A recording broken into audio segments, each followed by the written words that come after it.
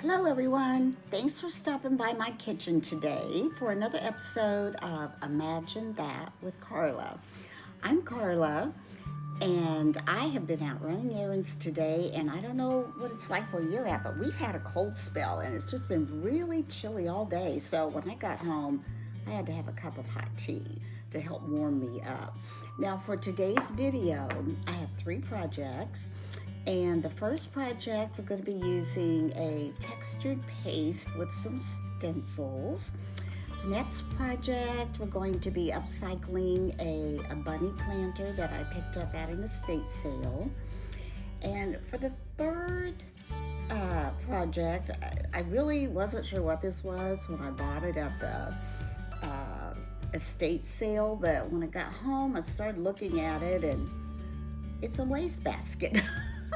So I don't know if I would have bought it if I realized that, because I was thinking, oh, that's probably a planter or something, but it's really cute. You can use it for a planter if you wanted to. So anyway, let's get started and let's see what you think of these projects I'm going to share with you today.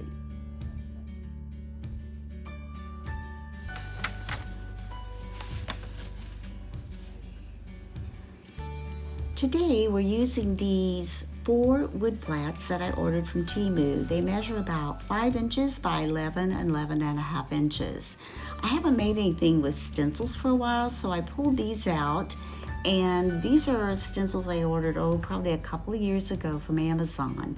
Haven't done anything with herbs this year, so we're gonna do some wall decor for this year for spring. Here I'm taking Sculpey dry clay and the Trimming 3 mold from IOD, and we're adding some Quick Bond wood glue, and we're going to add this border to all 4 of those wood pieces. After those are on and I let those dry overnight, we're going to take some Fusion Victorian Lace mineral paint. With the paint, we're going to paint each of these little framed wood flats with this paint, and then we're going to let it completely dry.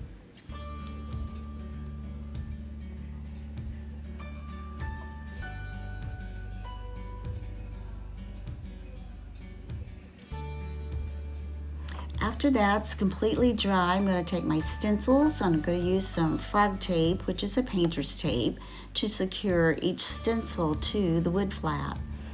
Then I've taken Fusion mineral paint, the color Bayberry, and I've mixed that with some decor dimensional effects, kind of a paintable textured paste.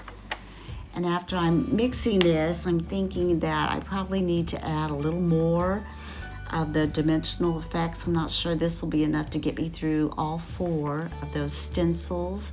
So I kind of put that aside, and here I'm taking the dimensional effects, the paste, and I'm adding some more to that. And I'm going to mix that up really well before we begin to apply it. Now my video is speeded up, so when I do apply this, it looks like I'm going really fast, but I'm really taking my time as I'm applying it. I don't want it to move the stencil in any way so that it bleeds over under the stencil itself. And if that does happen, which it did a little bit, I'll show you what I did with that to try to fix that. Here I am, I'm applying the paste.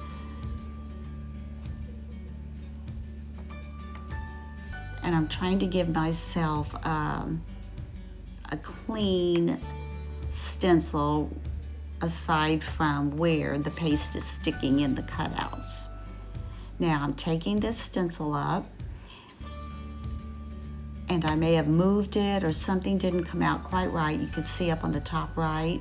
And if a little bit of it does bleed through, I'll show you how we fix that. Here I took the stencil back down and tried to put some more paste on. Now in retrospect, I don't think I would do that, because you really risk taking the stencil that you've already put the paint and the paste on if there's any on the back side of that, it would get all over your stencil. So what I decided to do is, after I did this step, after I got the paste on, when I removed the stencil, if there was bleeding and if there were places that needed to be touched up, I let this completely dry, and then I made sure my stencils were nice and clean, and I simply took the stencil and I laid it back over the raised part where the paste had raised up the design. And rather than taking paste to go back over that, which you could, but I didn't really want to mix up more paste, so I just used a stencil brush, and I used the bayberry paint by itself, went back over and just stenciled in the places that didn't stencil right the first time. Or if some of it did bleed through, what I did was I took the Victorian Lace Fusion paint and I touched it up, and then when I laid that stencil back down, it just colored the part where the cutout was on the stencil, and the other part had been covered up from the Victorian Fusion paint. Rosemary gave me a little bit of a hard time. We had a big blob down here, and I was able to wipe that off, and I touched that up, and then you would never know it.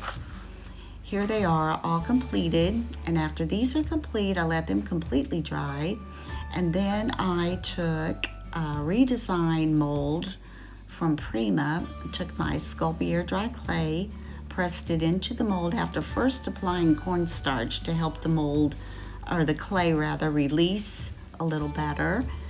And I made 2 per picture, and I put 1 at the top and 1 under the bottom.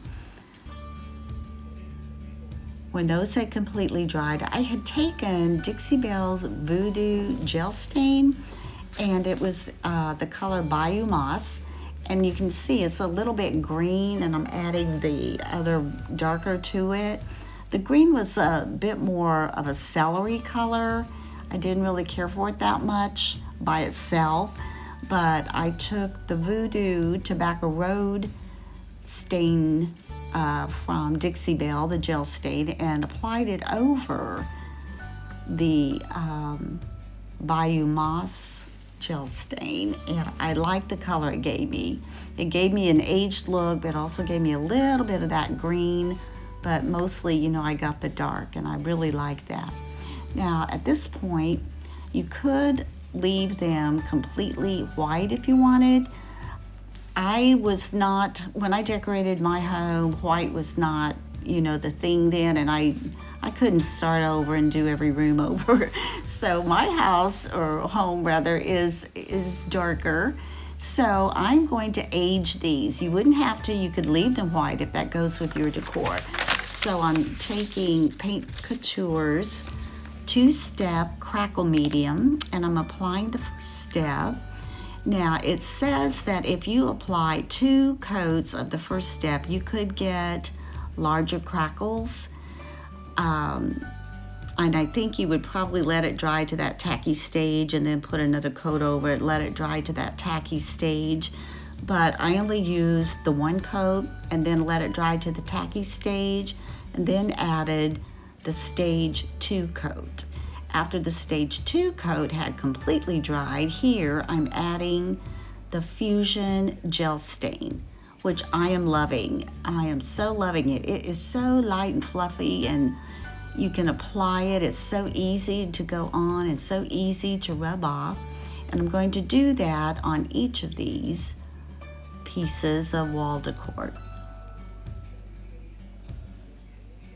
And if you had touched up anything and you didn't feel like it was touched up really well, this would camouflage it completely. Although I will say that the way I did it, I didn't have any issues with anything not covering or standing out after I went ahead and kind of went back and touched up everything and then laid the stencil back over it with the Bayou paint and stenciling that on. Now the paint that you stencil on, if you need to do that, will be a little bit darker than what you mixed up with your dimensional effects, because it's white and it obviously would lighten your paint just a little bit. But that didn't bother me at all. If you can see some of the darker places, it almost looks like a little bit of shading, and I think it just adds character to the whole piece.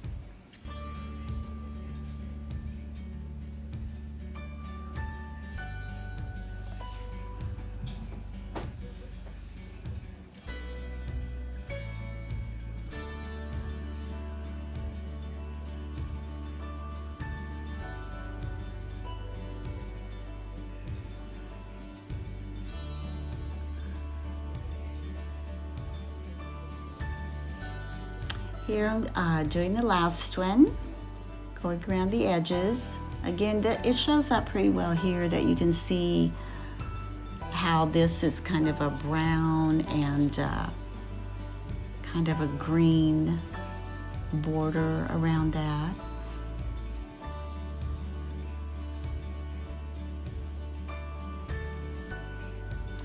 The dark spot up in the left corner, I'm pretty sure that's the clamp holding my iPad onto the tripod that's attached to my desk.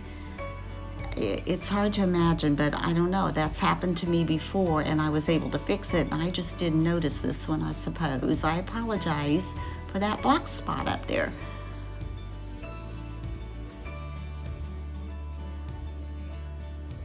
You can see how some of the crackles are larger than the others, and it just gives that more authentic look of age.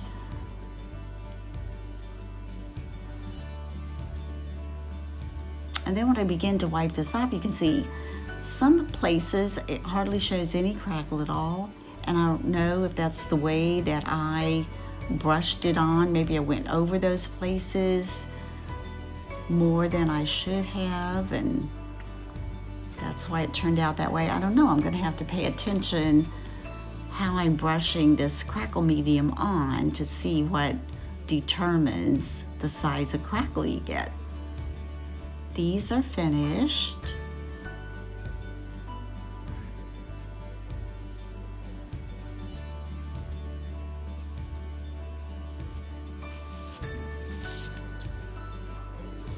And here's what they look like all together. I think they turned out adorable.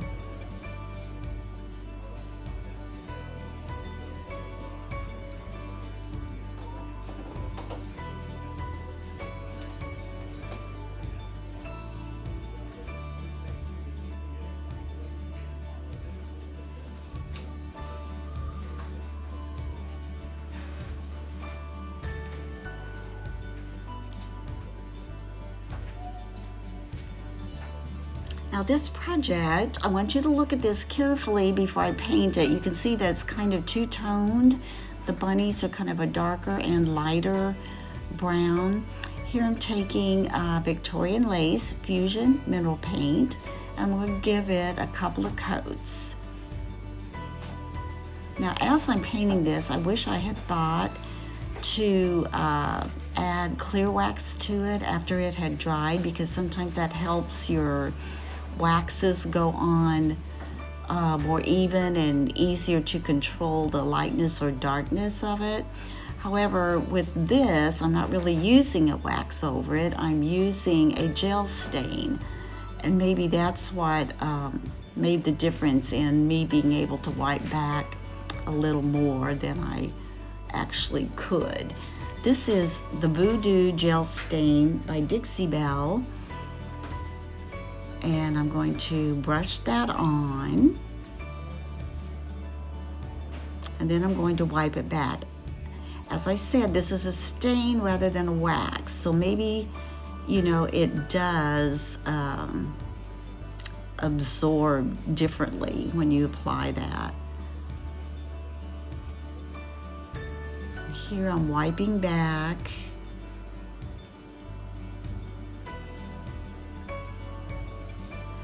After I painted it on, and you can kind of see, I think the discoloration, or I don't know if that's the right word actually, the distinction between the colors maybe that were on there first. You can see some of the blue comes through darker and some of it comes through lighter.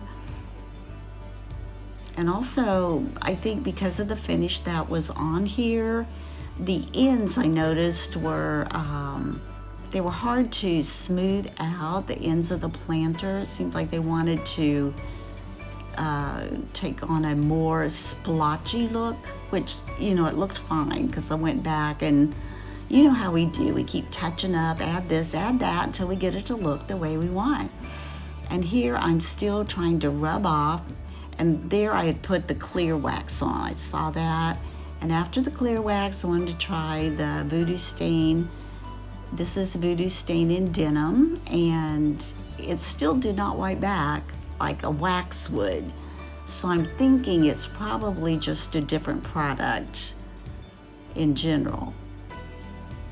But it still turns out gorgeous. I still love the way this turns out.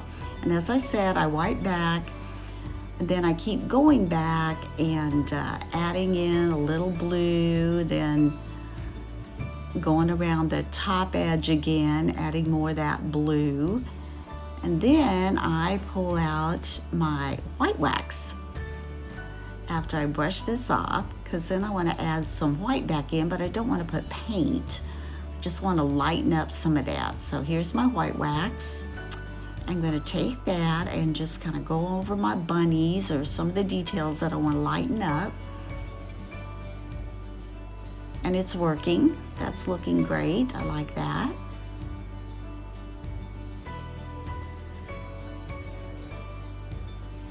Oh, the little faces are so sweet. Here I'm giving some of the leaves a little bit of highlights. And if you highlight the tops of them, then it makes that blue kind of age down into all those little crevices.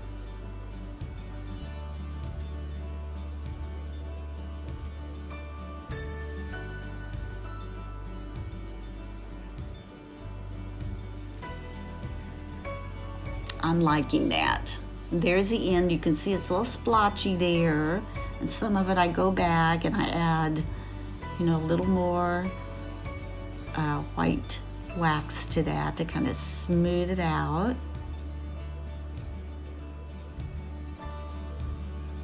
A little bit of this and a little bit of that to get it the way you want it.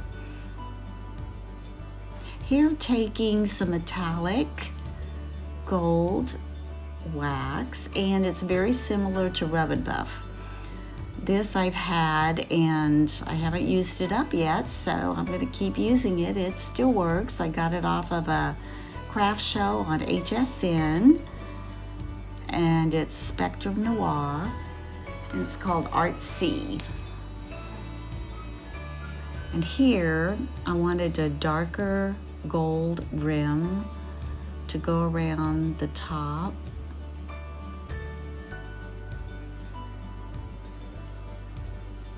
And here I'm deciding to go inside the top rim. I'm going to add some highlights to that beaded row around the bottom of the planter. I didn't really want any on the bunnies or the inside. I wanted to keep it mostly just the blue and white. So I just mostly am adding around the top and the bottom with the gold and lightening it up with the white wax there. Then I'm going to wipe it off again, and I think I even go back and add a little more gold. I want that to stand out just a little more. It doesn't have to be a solid line.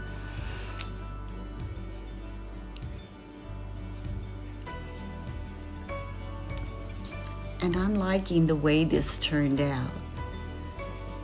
You can see all the blues and the highlights with the white wax.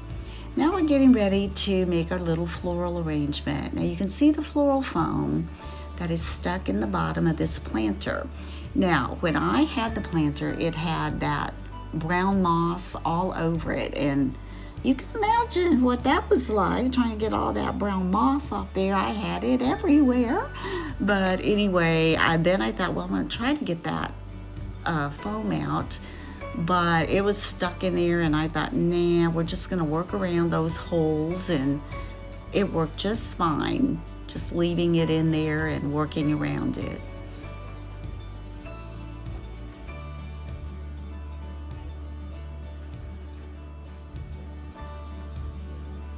I want this to be like a wildflower, kind of a wispy arrangement. And what I'm simply doing is kind of keeping it symmetrical as far as what goes on one end goes on the other. What goes on one side goes on the other pretty much. And, kind of building a high point in the center and working down and letting those little greenery leaves kind of just, flow out from the ends and the sides.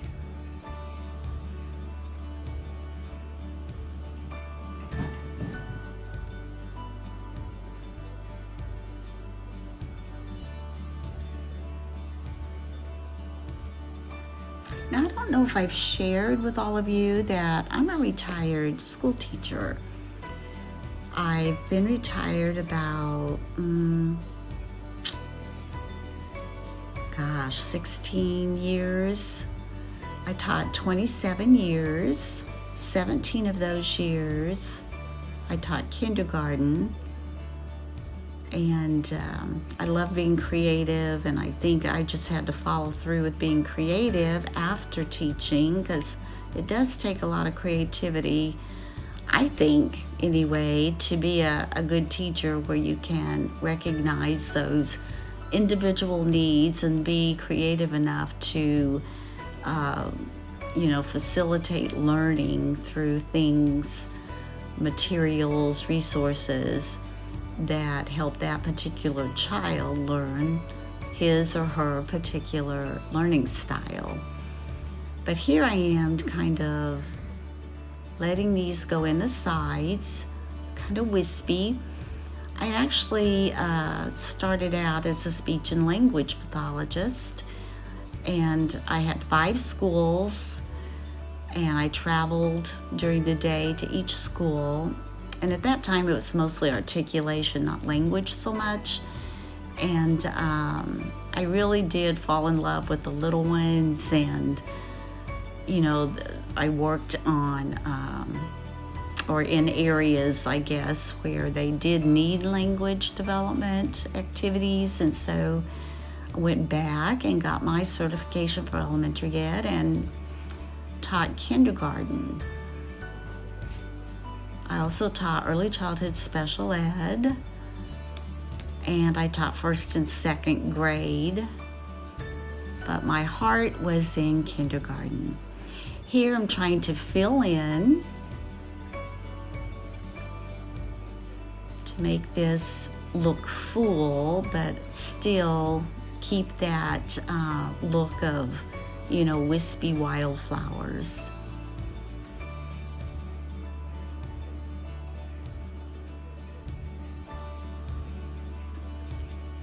And after I complete this project, I probably went back. I know that I went back and put some green moss inside the planter to cover the flower foam. And I may have added another sprig of yellow up on the top right side. To me, that looked a little bare. Oh, those were pretty flowers. I knew I couldn't use them in this. I just had to try. They were beautiful. They were lilacs. I love lilacs. Here, this little sprig came from a little bouquet that I got at Walmart. And it was so full. It had little blue flowers and, a little bit of white and that real fluffy greenery. And they were only 97 cents a stem. And they worked in there really nice.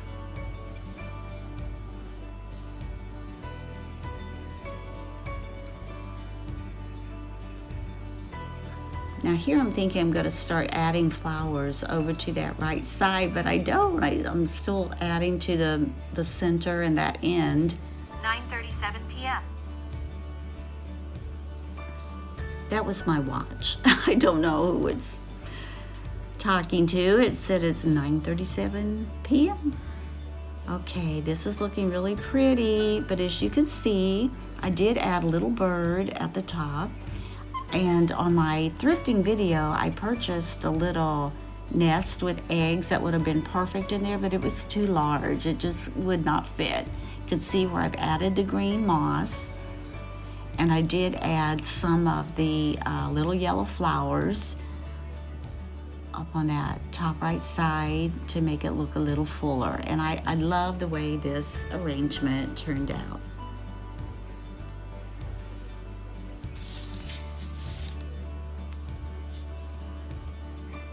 Now this is the project that is the wastebasket. I paid $2 for this. It is that old particle board, matron particle board. It was very shiny, so I put a coat of that slipstick on it by Dixie Belle before I put this paint on, which is Jamie Ray Vintage, and it's crockery. It's one of the new cottage colors, and it has a built-in sealer, but I did end up having to put 2 coats.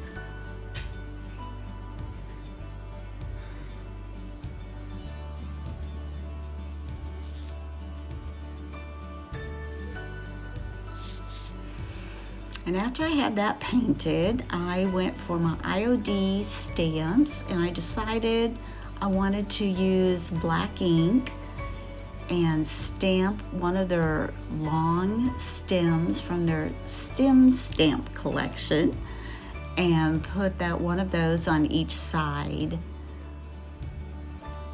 After I had those stamped on each side, then I found 2 smaller stems, and I placed one of those on either side of the long stem on all 4 sides of the wastebasket.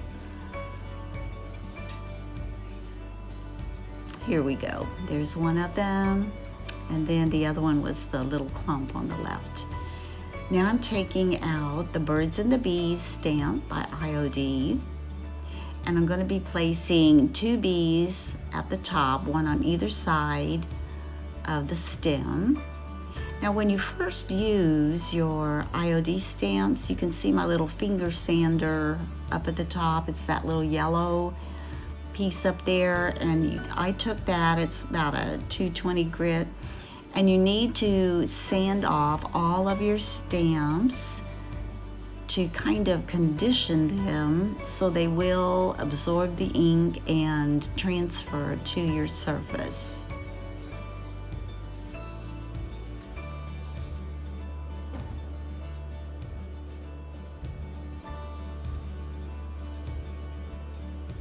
Now because this paint does have that built-in sealer, it is kind of slick. So one stamp I put on of a bee, it kind of smudged. I must have moved it, and it was very easy. I just took a damp cloth, the one I'm using there, and wiped it off, dried it off, and then just re-stamped.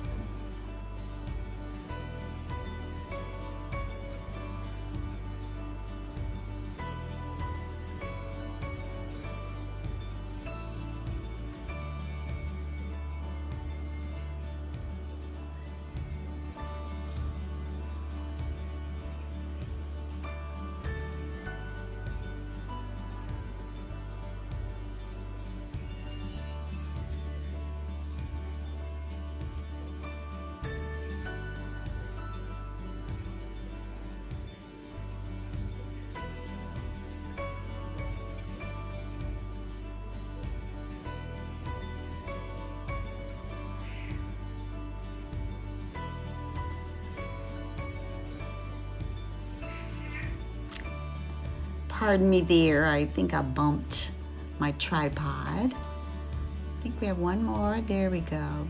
Now I'm pulling out another IOD stamp, and this is the ephemeral type. And I'm just pulling different sections of script and placing that on there. Here I've gone through the Lover of Flowers packet and I picked out 4 bouquets to place one on each side, and I also used some of those other little stamps off of the ephemeral packet. They look like actual stamps or medallions. And anyway, after I put all those on, I took that outside and used a clear spray sealer on it so the transfers would be sealed in. Now here it is. I'm just showing you the finished product, and I think it would make an adorable wastebasket in a bedroom or in a bathroom, or you could take a potted plant and just set it down in there and it would, look great.